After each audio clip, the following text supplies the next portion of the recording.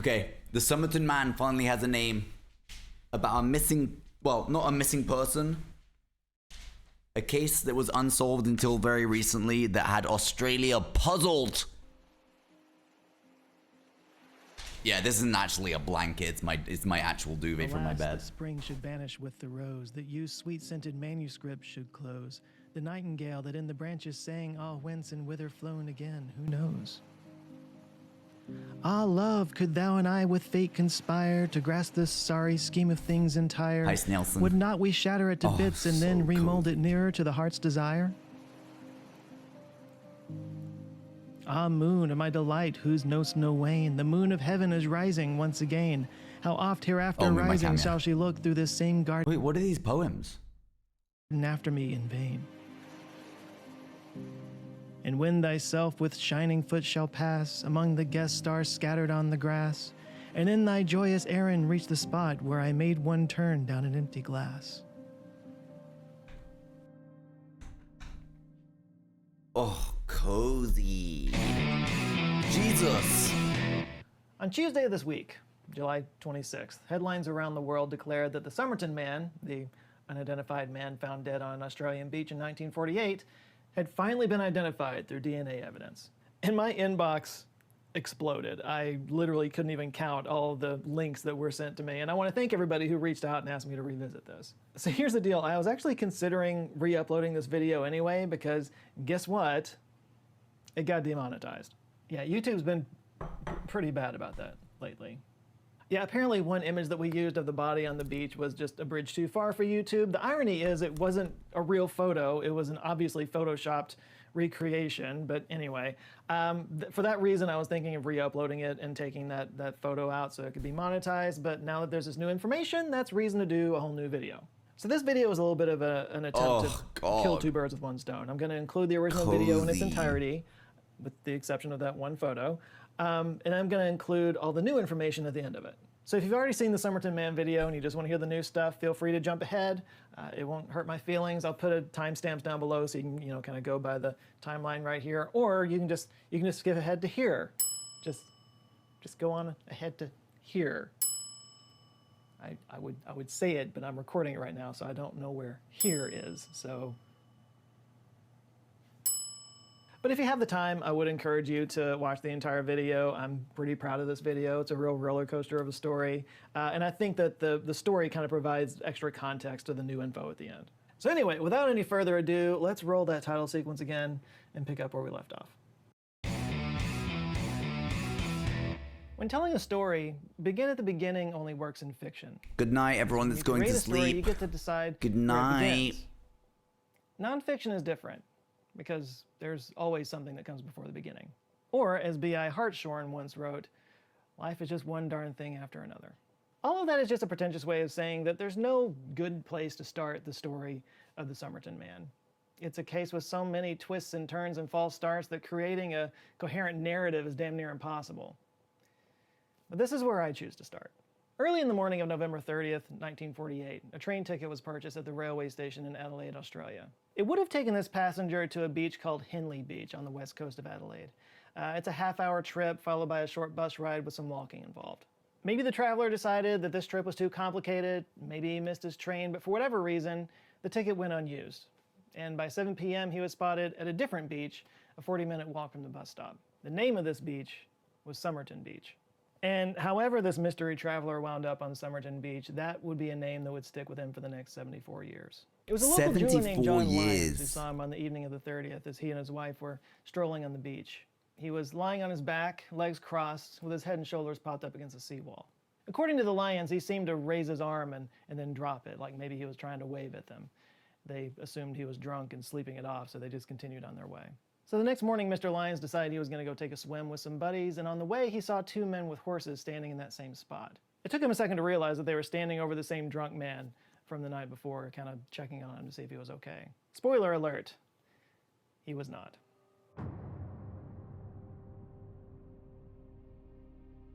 When the police arrived, they found a body with no identification of any kind. No wallet, no passport, just that unused train ticket to a different beach. Also, all the tags had been removed from his clothing. which seems to be a common thing in these unidentified cases. That was true in the Peter Bergman and Isdal woman cases too.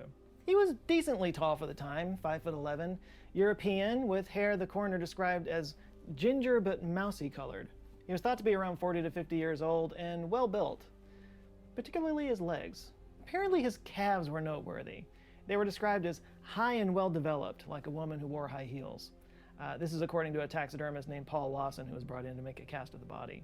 And on top of that, his toes were, quote, joined together toward a common apex as if he wore pointed shoes. This might be making it sound like he was some kind of cross-dresser, and I guess, I don't know, maybe he could have been, but these are also traits that are associated with ballet dancers, particularly the muscular legs. But there was one other identifying feature that stood out, and that was his teeth. He didn't have any lateral incisors. These are the teeth that flank the front two incisors. So, most people have incisors, then lateral incisors, and then canines. Well, he just had incisors and then canines. And for the record, he was missing several molars as well, but those had clearly been pulled at some point. But the missing teeth was a big lead, because it was clearly something that He had the same legs as me. Not opposite, the same.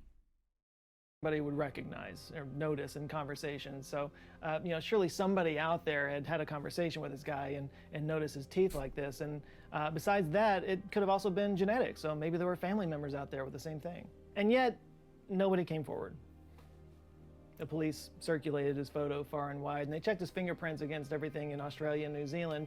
Partner agencies then checked with the whole English-speaking world, and yeah, no matches came up. To be clear, they did get a lot of responses from the general public, but nothing that led to an identification. As for what killed this guy, he didn't seem to have any physical trauma on him, but his stomach was congested with blood, which suggested maybe he was poisoned. His official cause of death was heart failure, with a strong suspicion of poisoning.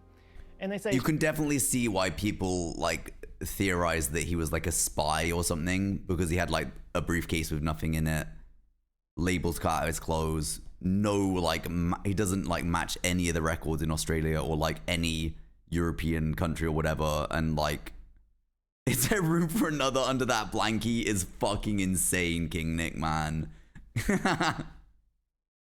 Strong suspicion of poisoning because they didn't actually find any poison in his body or on or around his body at the scene.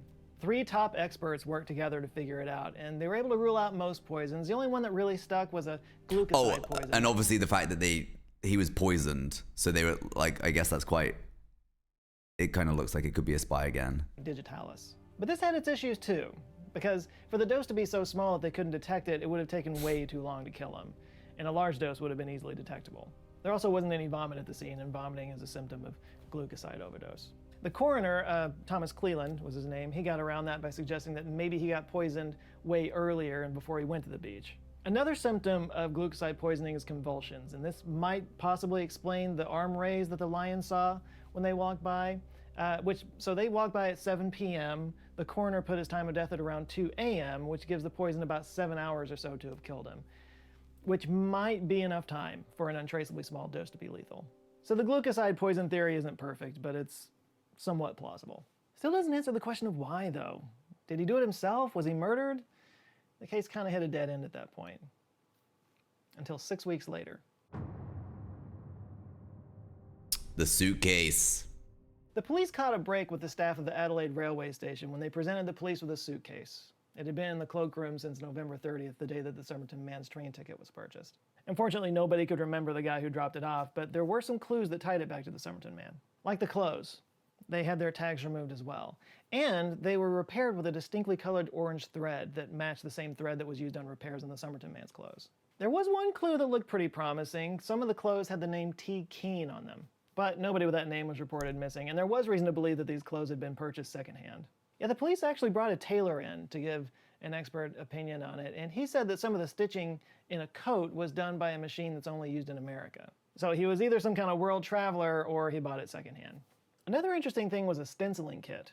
And this could have been a few things. He might have been employed on a ship. Often third officers on ships would use them to label cargo on merchant. I also remove labels from clothes. Not all clothes, but there are certain labels that piss me off so much I have to remove them. Especially when they put labels in on the shoulder parts. I can't. I have to fucking cut them out. I have to get rid of them.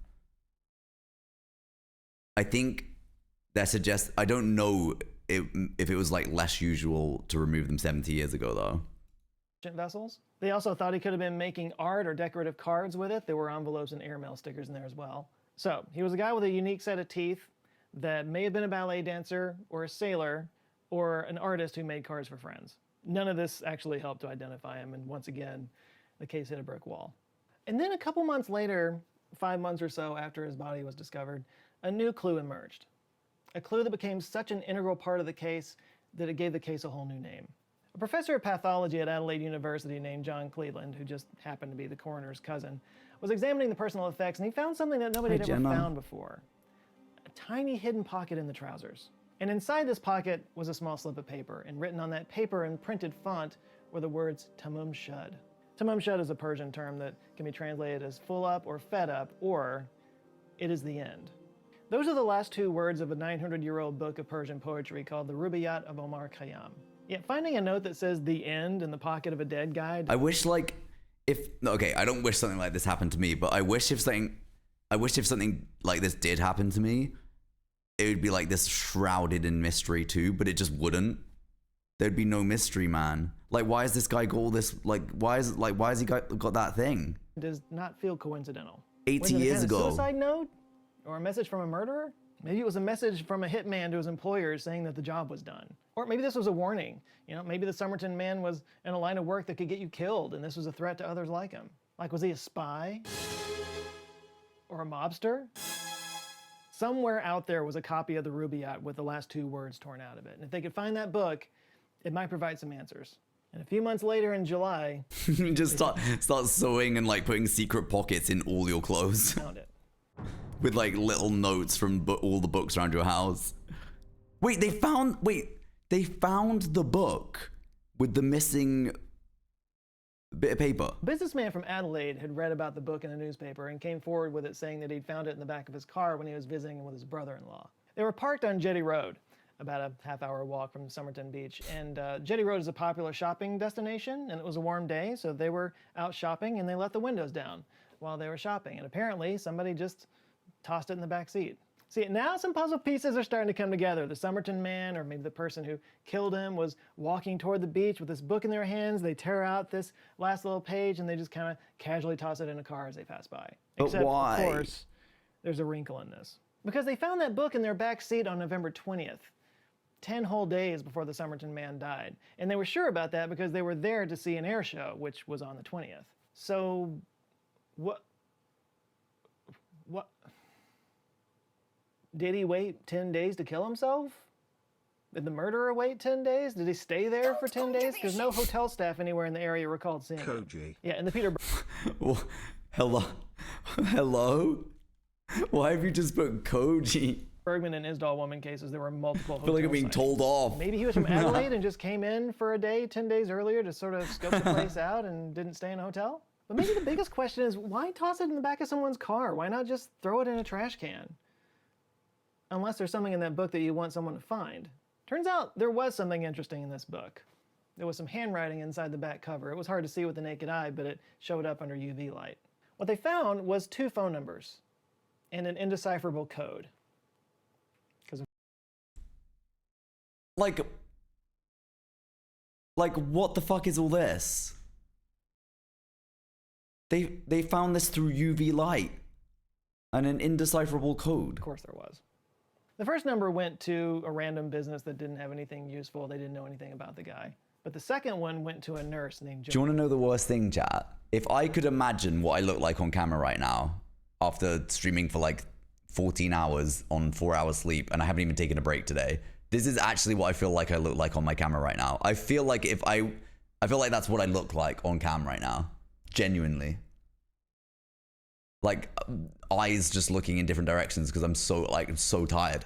Thompson. Wait, Jo okay, Thompson sorry, was wait, we born need to go back. Jessica Ellen Harkness in 1921. A nurse named Jo Thompson. Useful, they did, because of course there was. The first number went to a random business that didn't have anything useful. They didn't know anything about the guy. But the second one went to a nurse named Jo Thompson. Jo Thompson was born Jessica Ellen Harkness in 1921. She used Jo as a nickname, and Thompson was the name of the guy that she was dating at the time, a guy named Prosper Thompson, who actually went by George Thompson, because apparently in Australia you're legally required to go by a nickname. I couldn't find if she was engaged to George at the time, but for whatever reason, Jessica Harkness went by Joe Thompson when the police called. Not only was her name in this book, but she only lived about a half a mile down from Sommerton Beach, so yeah, police called her to see if she could identify the body. Actually, the Sommerton man had been buried about a month before on June 14th, so they had her view a plaster cast of his head and chest. She said she didn't recognize him and wasn't too much help to the police, but the taxidermist Paul Lawson, he told a different story. He made the cast, and he was there when she viewed it, and he claimed that she looked like she was gonna pass out when she saw it, like she physically reacted to it. By the way, Paul Lawson just died in October of last year. He was 103 years old. He was pretty much the only surviving person involved in this case. So Joe Thompson may or may not have been honest with the police about recognizing the body, but she did admit that she had given a copy of that same book to somebody several years earlier. The year was 1944, the war was still going on, and she was training to be a nurse when she met a man in the army named Alfred Boxall. They had only met a couple of times, but before they left on deployment, they did this thing where the ladies would give gifts to the men before they went off to war, and her gift to him was the Rubaiyat of Omar Khayyam. Boom! Finally, after 8 months of investigating, they had their man. So they tracked him down to notify his next of kin, and thankfully that was easy to do because he was still alive. He was still alive. Wait. Yeah, not only was he still alive, but he still had the copy of the book that Joe had given him, and yeah, nothing was torn out of it. And Joe signed it, but she signed it under a different name, Justin. Nobody's sure why. Her real name was Jessica. Maybe Justin was a take on Jessica. Maybe, I don't know, was she always Justin with people? I don't know. Australia. The point is, it was yet another promising lead that went nowhere. But what about that code? It consisted of 6 lines of random letters, 51 letters total, with 2 shortest lines crossed out. And look, here's the thing. I could go on and on about this code. I actually cut a whole bunch of stuff out of this script because it just keeps going. But the long and short of it is, nobody's ever cracked it. 74 years now, people have been trying. Nobody. That's fucking insane. No one's cracked this code for 74 years? Nobody's ever done it. I could go into all the methods that were used and the different experts that were called in, theories around it. Some people suggested there might be micro-writing inside the lines of the letters that contain a second hidden code. That's the thing, it might not mean anything. Yeah, it might just not mean shit. Or it might have been like a... Okay, I don't think they had GTA or like Sims cheat codes back 80 years ago, but there might have been something. Like this, like, it could be a shopping list. Mayonnaise, lettuce, you know? Could be anything. Some people even tested whether or not it was just nothing but randomness by getting people drunk and having them draw names out of a hat.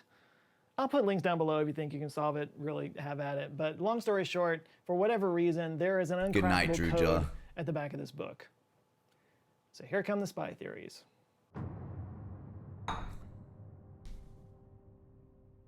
Some have speculated that the Sommerton man was a Soviet agent, and that Jessica, aka Joe, aka Justin, was his partner, contact, or handler. And I know you might be sitting there thinking, of course, some conspiracy theorists are going to make it about spying or the Cold War or something like that. That's always brought up in these cases. They said the same thing about Peter Bergman, said the same thing about the Isdal woman. But here's the thing. One of the people that believes this theory is Joe Thompson's daughter. Yeah, Kate Thompson, she's the daughter of Joe and George.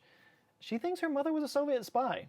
She told Australia 60 Minutes that her mother could speak Russian, and nobody in the family knew how she learned that. She kept that a secret from everyone. She said to me, "Oh, surprised that I could still quite understand Russian." She dropped that bombshell. Yeah, so when did you learn Russian? Well, that's for me to know. She also says that her mom once told her that she did know who the Sommerton man was, but lied to the police about it because it was, quote, not at their level. What she didn't tell her, of course, was who the man actually was or how she knew him. But I mean, the spy thing, it kind of makes sense. I mean, dying from an undetectable poison is a pretty spy way to go. And this was right at the beginning of the Cold War. It's even possible he might have been a spy during World War II. But of course, if it's a spy thing, that brings up a million questions. I mean, had he been double-crossed or compromised in some way? Did he know too much? Did Joe actually have him killed? Was he protecting her? If the Sommerton man was a foreign agent, we'll probably never know exactly what happened to him. It's a mystery wrapped in an enigma, wrapped in a flour tortilla. A mystery burrito. Chat, I actually listened to such an interesting podcast a few months ago, and it was about Vladimir Putin, when he was younger, he was like obsessed with like the idea of becoming like an intelligence asset for Russia. And it followed like this family that had become a integrated family in another country that were actually Russian spies, but obviously like had kids and everything there. And it was so fucking interesting. I can't remember what podcast it was, but it was so interesting.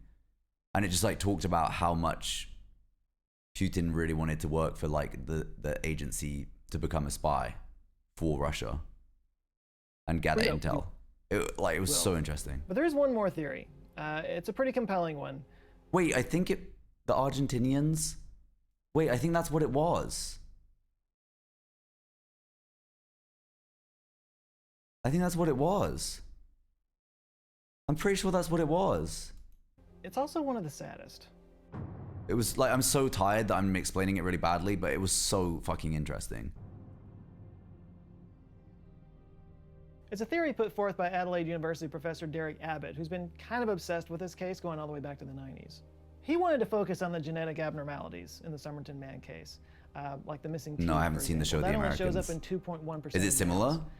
But he also found something else. When he and his team got a chance to study the plaster cast, he noted something interesting about the ear. So our ears have a couple of structures in the external ear canal. There's the concha cymba in the upper portion and the concha cavum below. Oh, Usually it's about Russian assets in America? Okay, I'm going to watch that. Cavum, but with the Sommerton man, it was reversed, with a large cymba and a small cavum.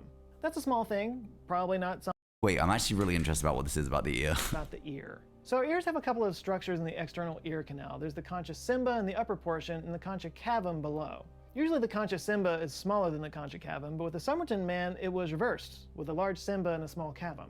That's a small thing, probably not something most people would notice, which is why it went unnoticed for so long, but only 1% to 2% of Caucasian people have ears like that. So between the teeth thing and the ear thing, the chance that some totally unrelated person would have both of those two genetic abnormalities is really slim. And yet, they did find somebody with both of those traits. A guy named Robin Thompson. And yet, if that name Thompson sounds familiar, that's because his mother is Joe Thompson. I know, right. Wait, it gets better. So Joe had been dating George Thompson for a few years at that point. She was even going by his name, so you could even say they were common law married if you want to. So when Robin was born, nobody questioned whether or not that was George's son. But Robin was born in 1947, which would have made him about 18 months old when the Sommerton man died. So, considering that he had the same teeth and the same ears. Explain it all again like we're babies. As a Sommerton man, this got Derek Abbott more curious. He wanted to know more about him, like what he did for a living. And it turns out what he did for a living, he was a ballet dancer. Yes, Robin Thompson was a professional ballet dancer for the Royal New Zealand Ballet Company. There's plenty of pictures out there of him during his ballet company days. You can clearly see the teeth, you can see the ears, and those well-developed calves. The story just writes itself at this point. That Joe Thompson, spy or no spy, had an affair with the Sommerton man and gave birth to his child. Of course, being basically married to George Thompson at the time, she had to keep that secret and keep him away, and being spurned by the woman he loved and being forced to watch another man raise his child, the Sommerton man spiraled into a kind of depression and decided to take his own life, leaving one last heartbreaking note for her. It's romantic and tragic. Maybe he visited there 10 days before his death to make one final appeal to her, and after that failed, he stopped at a bookstore. Wait, but this is just a theory, if you right? still want to believe that he was murdered, maybe he threatened to reveal the truth about her son, and she had him taken out. There's still the possibility that she was a spy. Unfortunately, we'll never get a confession out of Joe Thompson because she passed away in 2007.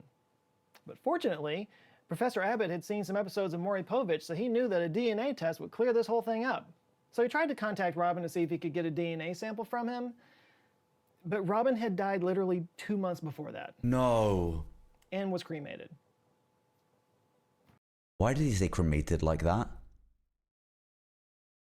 Why did he say cremated like that? 2 months before that. And was cremated. What? Cremated? Cremated? Bro, you do not say it like that. But Robin had died literally 2 months before that. And was cremated.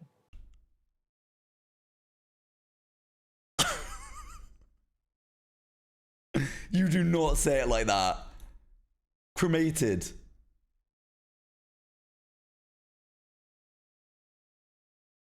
Yeah, wait, that's such a good question. Does that mean you guys say crematory?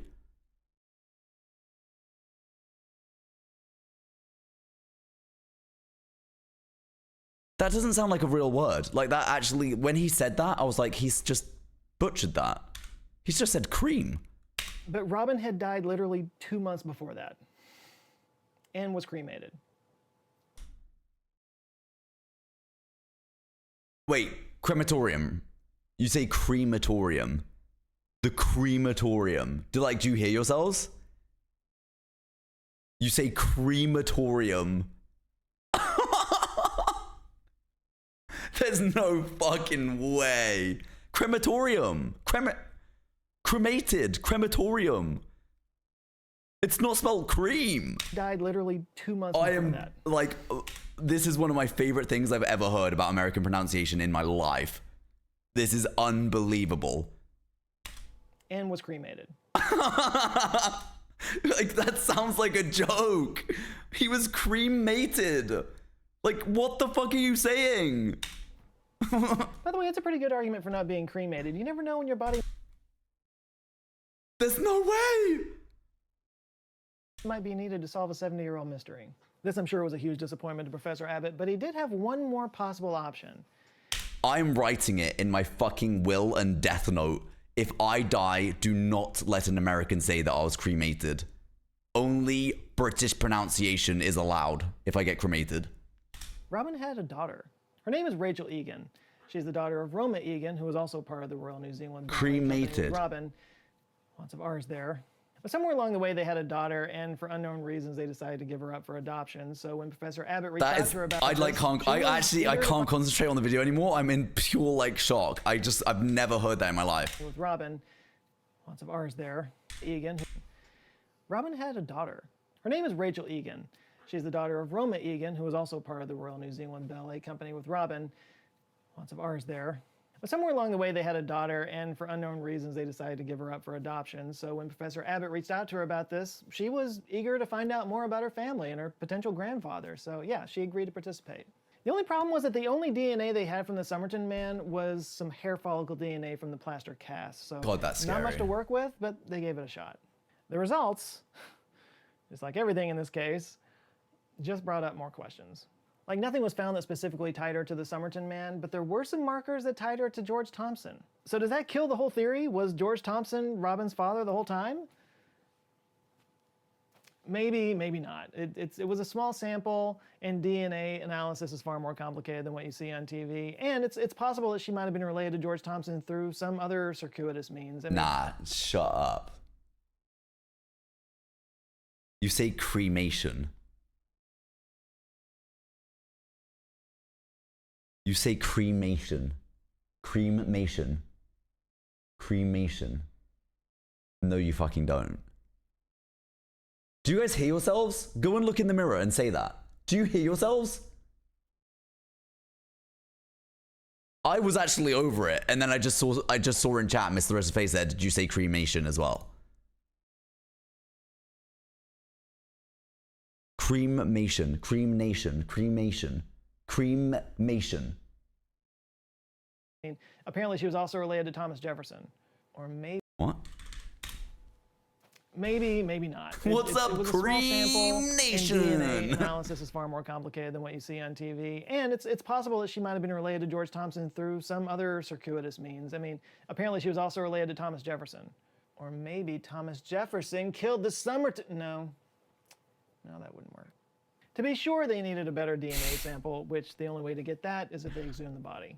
And Professor Abbott worked for years to get this done. Eventually, his perseverance did finally pay off, because in early 2021, the Sommerton man was exhumed. Oh now my better god, DNA testing. chat, have you guys seen that fucking Australian politician who is like I think he's an Algerian or Albanian immigrant, and he's against immigration, and he fucking freaks out whenever people ask him about his family? Have you seen him? I keep getting clips of him on Instagram. He is so scary. Like, he's an immigrant and he preaches anti-immigration.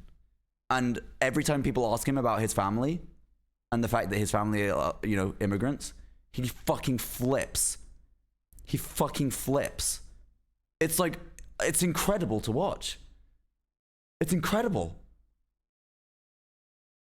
Are now being conducted. He's Whether such he a joke in Australia. I'm so glad to hear it because, oh my God, I keep getting clips of him and I just can't believe he's real. Like, I don't know how he can watch himself back and not, like, just cringe, like internally cringe. Just done. Eventually, his perseverance did finally pay off because in early 2021, the Sommerton man was exhumed. And now better DNA tests are now being conducted. So whether he turns out to be Rachel's grandfather or not, this should be a huge step forward in identifying the Sommerton man. I'm actually really excited to see the resolution, whatever, the answer to this, because I remember listening to a podcast about it when they revealed they had the answers, but I cannot remember what it was. Like, I have no idea. And hopefully answer more questions than it brings up. Because right now, there's a lot of questions. Was he a spy that knew too much? A mobster who got in too deep? A jilted lover who couldn't see his son? Or just a dude with some banging legs that got a hold of the wrong book? With any luck, we'll find out soon. And the Sommerton man, whoever he is, may finally have some peace. By the way, as if this whole thing couldn't get any weirder, in the process of trying to solve this mystery together, Derek Abbott and Rachel Egan fell in love and got married. They've been together for 11 years now and have 3 kids. After obsessing about this mystery man for decades, he may now be raising his great-grandkids. Can't make this stuff up. So yeah, Tamam Shud, only in fiction. Real life is just one darn thing after another. Which brings us to the next darn thing. All right, so as I said at the beginning, Derek Abbott did announce on That Tuesday the picture. 26th that they do have an identity for the Sommerton man, and his name is, drumroll please, actually, you know what? We're talking about a dead guy. That doesn't feel right. Drum roll doesn't feel right. Turn off the drum roll. Yeah, it's not. Yeah, it doesn't work. Yeah. Anyway, yeah. His name was Carl Webb. Doesn't work. Yeah. Anyway, yeah. His name was Carl Webb. Actually, his name was Carl, but he went by Charles, thus affirming that he's Australian. He was born in 1905 outside of Melbourne, actually, the youngest of 6 kids, and It's just a much is really bloke known from about his Australia. early life, but he grew up to be an electrical engineer and an instrument maker, and that would have put him at about 43 years old when he died, assuming he was a Sommerton man. He's just a bloke from Australia. He's just an electrician, a bloke. Just an average bloke. He married a woman named Dorothy Robinson, who went by Doff Webb, because Australia, and she filed for divorce from him in 1947, claiming that he had disappeared. And in fact, there was no public records of him after this point, including no death certificate. The next record they could find of Dorothy was in 1951, showing that she lived in Butte, South Australia. He's a fucking about lad. 144 kilometers from Adelaide. So it is possible that he was in Adelaide trying to track her down, but that is just speculation. Now, there is one other thing that ties him to the Sommerton man case. As I mentioned before, the name T. Keene was found on some of the Sommerton man's clothes, and apparently Carl Webb had a brother-in-law named Thomas Keene, and those clothes could have just been hand-me-downs. But before we go too far, you're probably wondering how they landed on Carl Webb. Well, Professor Abbott was working with an American forensic genealogist named Colleen Fitzpatrick from the group Identifinders International. Her name pops up in a lot of these cases because she's kind of a total badass at this. And they used the DNA that Abbott had extracted from the hair follicles from the plaster cast, and they specifically focused on the haplogroup H1A1A1A.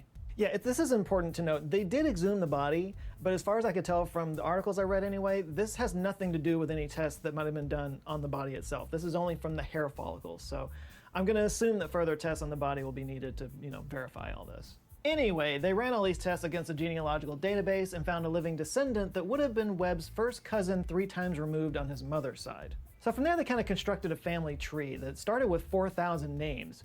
And from that, they just kind of painstakingly chipped away at it and were able to triangulate it to Webb, a man who disappeared right around that time. And though Fitzgerald and Abbott claim that they're 99.999% sure that Webb is their guy, this is yet to be corroborated by the South Australian police. And like I said, these tests kind of need to match up with the tests being conducted on the body.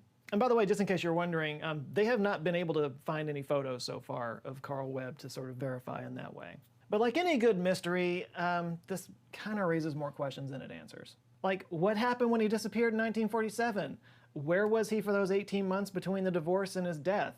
Why and how did he die? If he was from just one state over, how come nobody came forward to claim him because his picture had been shared around for nearly 75 years? Why was Joe Thompson's number in his book? What was that code all about? This is where we enter the speculation zone. As for the code, they say that there's evidence that Carl had bet on horses fairly regularly, so maybe that was just him keeping track of the horses. As for why he disappeared, one of the pieces of evidence in the case was that they found in his luggage some stencils, and they speculated that maybe he had worked on a merchant ship because they often use those to label crates. Well, maybe he had been out to sea during that time. Maybe that explains why he had some items from America that weren't available in Australia in his bag. Perhaps he and Doff had a falling out, so he took a job to kind of get some space, and then when he came back, he found out that she had divorced him and moved, and he went to Adelaide to try to track her down. As for Joe Thompson, maybe Dorothy knew Joe. Maybe they met previously in the past, and she turned to Joe for help after her divorce. Maybe she even moved in with her briefly. And in the course of tracking her down, I'm ignoring all the evidence and believe me, he's a spy. There's 0.001% chance that's true. But a lot of people pointed to the fact that it seems really coincidental how many copies of this obscure book of ancient Persian poetry keep turning up in this case. It was actually a fairly popular book back then. It has experienced a little bit of a resurgence in interest, in literary circles. So it really wasn't that random. Now to go deeper into speculation territory, and this just might be the storyteller and me taking over, but I can't help but wonder if maybe his relationship with Dorothy was toxic, maybe even abusive. Maybe she took the first opportunity she had to divorce him and then moved away trying to escape him and turned to Joe for help. Now, Joe claimed to not know who the person was, but her reaction to seeing the death mask apparently suggested otherwise. Now, that could just be her being uncomfortable looking at a dead man's face, but, she did tell her daughter that she did know him, but she said that she couldn't say anything, so maybe she was just protecting her friend. And if he was somebody that was unstable enough to pose a danger to Dorothy, maybe he was a danger to himself as well, and took himself out. Like I said, more questions than answers. Now, Abbott and Fitzgerald say that they have not been able to find any living relatives that have any memories This whatsoever isn't even like of Carl Webb, solved, and after really. 75 years, that's probably really unlikely. But with 5 siblings, I have trouble believing that there's not a photo out there of him somewhere. I mean, that's what I want to see. I want to see a photo. And maybe with this new exposure, somebody in that lineage might have an old photo album laying around that will, come forward. That would be really cool. But what this evidence does seem to prove definitively is that Robin Thompson and his daughter Rachel Egan are definitely not descended from the Sommerton man, which Abbott says is actually kind of a relief to finally know the answer for. And I will say, Derek Abbott had been working on this theory for decades, and when the evidence didn't fit his theory, he didn't try to change the evidence to fit his theory, he changed his theory to fit the evidence, and that's admirable. Love that. But the South Australian police have not made a statement on this yet. Love that. It's only been a couple of days at the time of recording this, so it could come soon. As far as I know, they're still doing some tests on the body. It'll be interesting to see what they come up with there. And, like I said, the chance the new photo might come out there that would provide some more evidence that would tie this up with a bow is still a possibility. So it's not 100% over. There's still a lot of questions to answer, a lot of investigation taking place. But this was 3 years ago. It'll be interesting to see what darn thing happens next. And when it... I don't think there's been an update since then. That's so annoying. It's like answered, but like not really. It's not enough. It leaves you with so many questions still. Because it is bizarre. As of 2025, the Sommerton man has been unofficially identified by researchers as Melbourne electrical engineer Carl Charles Webb, but the case remains open as South Australia police continue their own DNA testing to provide official confirmation. The mystery of Webb's death... the mystery of Webb's cause of death also does remain unsolved.